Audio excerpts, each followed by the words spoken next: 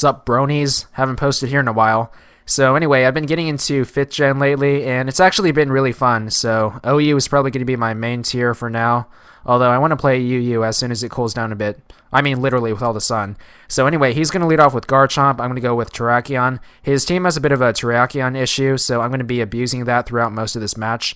I'm predicting the Earthquake though, and I'm not going to be able to KO, so I switched to Gliscor on the immunity, and I'm going to get Toxic Orb activated, so that's really good for me. His best Gliscor switch in is going to be Latios, so I'm going to go for the Ice Fang.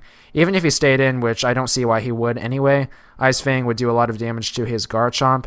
And I'm thinking of a Draco Meteor or maybe Surf, so I'm going to go into Tyranitar. I am running a lot of special defense though, so I should be able to take any of his attacks. And he actually goes for an Ice Beam, so that's even better for me because it's not going to do much. Plus I have leftovers, so I'm at really good health here. I'm actually not running Pursuit on this Tyranitar, so the best thing I can do is set up Stealth Rock. And now he's going to make a pretty careless play by going to Ferrothorn. And I'm just going to say now, you should never be doing that at this point in the metagame because basically every Tyranitar is now using Fire Blast because they're all mixed Tars on like 4th gen. So yeah, that is actually going to KO his Ferrothorn. I didn't know Fire Blast KO'd because I'm pretty sure most other Ferrothorn that I've battled have actually survived it. But maybe he was running a different set of EVs or something. So he's going to go into his own Tyranitar. I should have guessed from the name what set it was, but I was thinking of either Earthquake or Superpower. And he actually sets up a sub while I go to Gliscor to take either the ground or fighting type attack. And I've got to be careful here because it's possible he might be running Ice Beam since a lot of Tyranitars are mixed, as I said before. So I'm going to switch into Rotom, don't have a seizure, as he goes for the Dark Pulse instead. Turns out he doesn't have Ice Beam. Good news is Gliscor's a better switch in than I thought. Bad news is I'm probably going to have to sack Rotom to get his sub down or else switch a lot, which is probably not a good idea because of the probability of hacks occurring. So I'm going to go for the Hydro Pump. That is going to break his sub, but after Dark Pulse and the Sandstorm damage, I'm going to be losing my Rotom, which isn't too bad actually because it's not that useful in this match. Although it is a pretty good Pokemon in OU, so usually I like to keep it alive. Alright, so he's going to get the Leftovers recovery on his Tyraniboa set. And I'm going to go into Terrakion again. The best switch-in he has to Terrakion is actually Latios, which really isn't solid at all, especially since I'm running Scarf, so I can actually outspeed it. Terrakion is sitting at 108 base speed, I believe, so it's a really good speed stat. And it's going to take him down just to the red, so Sandstorm should be able to finish off his Latios. And he is basically out of any fighting resists now. So the best thing he has is Garchomp, which he now goes to. And I was going to go back into Gliscor now because I thought even if he used a Dragon-type attack, I should be able to take it pretty well.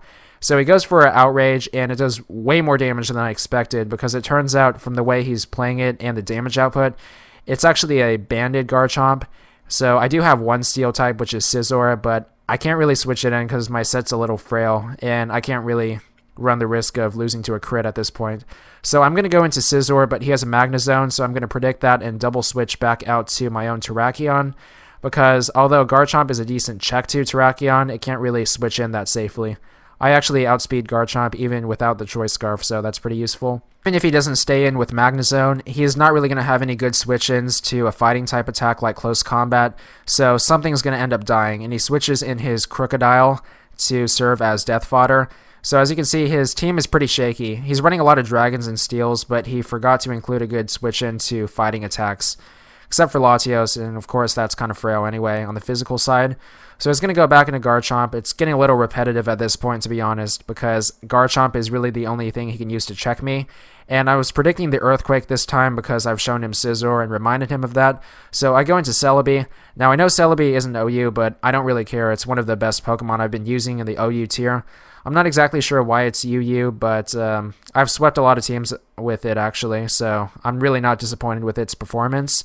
So I'm going to Nasty Plot on the Switch. Nasty Plot is by far my favorite Celebi set because, like I said, I use it to sweep a lot of opponents, and it's actually been pretty effective from my experience. So I'm going to go for the Giga Drain now. Instead of using Recover, I just go for 3 attacks with Giga Drain being my Grass Stab. So since it does so much damage, I don't really need to use Recover anyway. And I thought I'd survive a Dark Pulse, so I stayed in. And either he didn't know I would do that much, or I thought I might switch because he tried to go for the sub, and that just ended up failing. So I'm just going to finish him off with another Giga Drain. There is not really any point in using any of my other attacks because the other 2 are Psychic and Hidden Power Fire, and those 2 are not really going to be useful at this point because Tyranitar was at such low health anyway. and he probably wouldn't have switched out because of that. So he's going to go back into his Garchomp. I know he'll outspeed me, so I'm going to go for the Giga Drain, and at +2, Giga Drain is going to do enough damage to recover most of my health back, so I don't really care. He went for a Fire Fang. It actually didn't do too much damage considering I don't have that much bulk investment, but Celebi is pretty bulky just on its own by stats, so it managed to survive that pretty well, especially after the recovery. So he's going to go for one more Fire Fang, and I'll survive this with not much health left, but just enough to get that final Giga Drain off and recover. So now he's going to be forced to switch out into his last Pokemon. I just realized this battle is a little bit one-sided, so sorry about that. But I did get to showcase Celebi, which is definitely one of my favorite non-OUs to use. And at this point, I'm going to reveal Hidden Power Fire. And I guess he wasn't expecting that, although it wouldn't really matter because Magnezone is his last Pokemon. So at +2, that's actually going to be enough to one-hit KO. So yeah, that's going to wrap up the game, and good game.